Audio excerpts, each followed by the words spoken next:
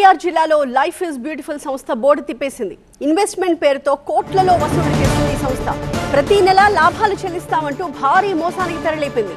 డబ్బులు తిరిగి చెల్లించాలని బాధితులు నిలదీయడంతో ఏం చేయాలో తెలియని సంస్థ యజమాని ఆత్మహత్యకు పాల్పడ్డారు. అంతేకాదు సంస్థ యజమాని దుర్గాప్రసాద్ భార్య శివాని అజ్ఞాతంలోకి వెళ్ళిపోయింది. తమకు న్యాయం చేయాలంటూ ఇంకొక వైపు బాధితులు పోలీసులను ఆశ్రయించారు.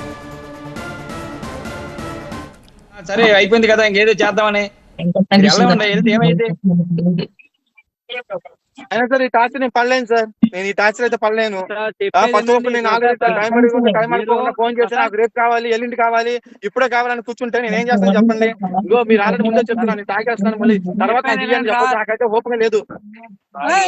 సార్ సార్ సార్ సార్ ఏంటి సార్ అది? సార్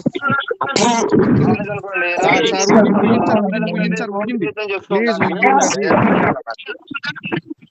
ఎంత తాగేసాను ముందే చెప్తున్నా. ఏంటి సార్ అది? మాట్లాడుతున్నా, ఏదైనా సరే మాటలతోనే చేస్తాను కానీ చేతులతో చేయను. సరే.